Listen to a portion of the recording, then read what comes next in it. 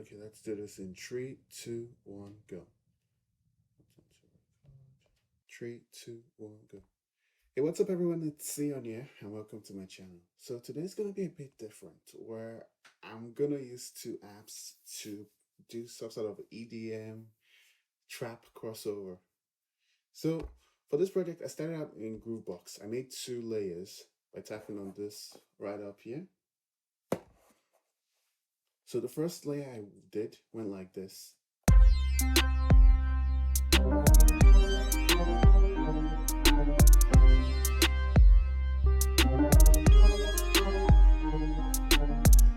And the second layer directly goes like this.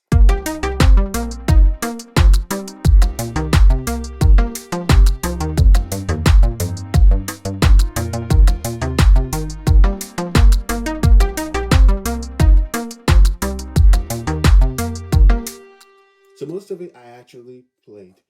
Some of the drum beats were just like either they would go randomly based on this feature, yeah, where it always loads patterns, such that when you add a new drum layer, it just gets you a drum beat. So yeah, immediately I came up with the sequences. I then exported it as a project file. When I exported it as a project file, I saved it directly into GarageBand. And the way I did that was just once this loads, we're just going to save to files. It saves a zip file. So I went from my iPad to GarageBand file transfer. You can see I've already saved it. I've extracted it. One thing to note is when you're doing this, once you save the zip file, I'm just going to open up my files. Once you save the zip file, you can see Melodic Machine is empty because I moved all of the audio from the folder into the GarageBand file transfer. What that does is it allows me to go directly into GarageBand. I'm just going to tap on that and tap on the loops icon, go directly into files, and I can just tap on it and see whichever one I need.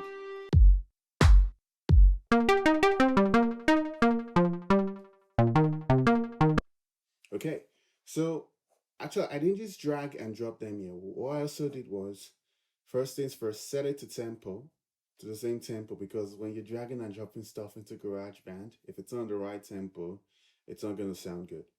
So I set the tempo to 88. I set the key signature to the same as what I had. And I went directly into live loops. I'm not gonna, and then I made a new one, but I don't need to make a new one since I already have it up and running. So this is the live loops I did.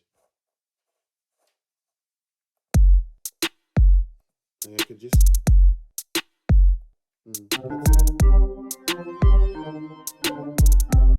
so yeah, when I was ready, I just tapped on this button.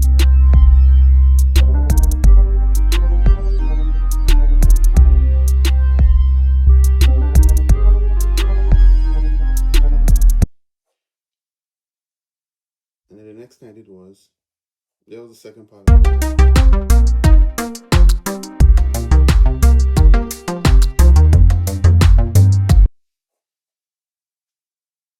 So whenever I was ready, I just hit the record button, and whichever ones I'm playing, it gets automatically recorded in the timeline. So all this stuff were imported from live loops. Then after that, I added this piano sequence here. Because I'm not great in piano, all I did was I set this directly into scale.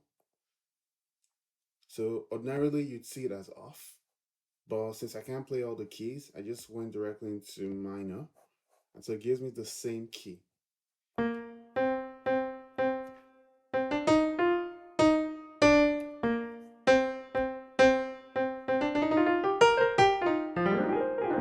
So yeah, I can never really play a wrong note if it's set that way.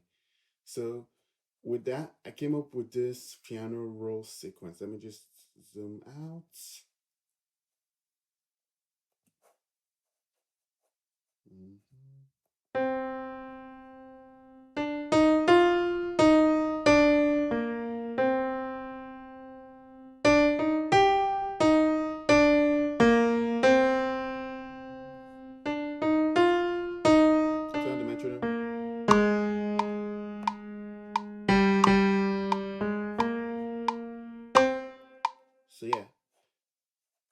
And then I added this arpeggiated sequence because in some EDM songs you kind of need a bit of arpeggiators. Well, it's not like a rule of thumb, but I find I get better results when I make use of it. So this is stock from my break strip. So combined with the piano.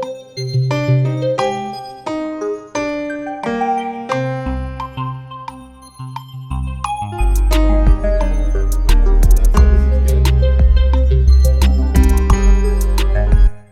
All right, so the second part, which is the EDM breakdown, this is mostly all the loops I did from GrooveBox, just arranged in a specific way. I added a riser, yeah, for this sweep effect, which comes from GarageBand loops. You can always find whichever loops you need. Just do a search for impact, risers, effects like that. You can easily find it. So let's see, riser. So I'll give you a few risers like the,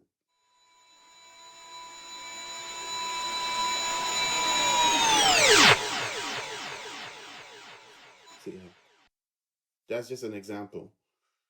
So I used the riser effect, yeah, I used the riser, yeah, I used an impact, yeah, and then I layered everything into specific places. One thing I did borrow from was the cascade layers. So if we hear it, yeah.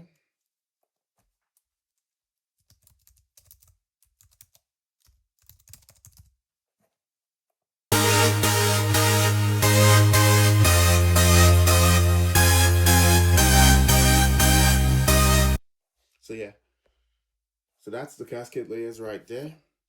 And then I modified another cascade same plug lead. So the original lead goes like this.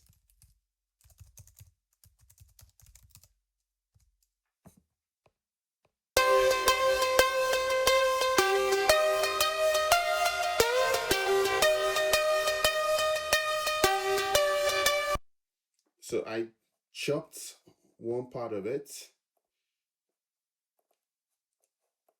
So let's try that again. So I chopped this part. I then put it down by 4 semitones to give it a slightly different melody. It's still the same, but yeah, what it sounds like now.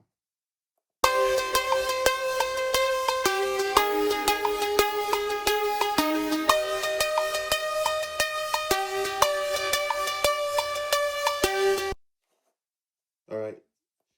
So putting everything, I added some more riser effects, and I ended it with the same piano roll from before. I just cut it into 4 bars instead of 8 bars, just to give it an end.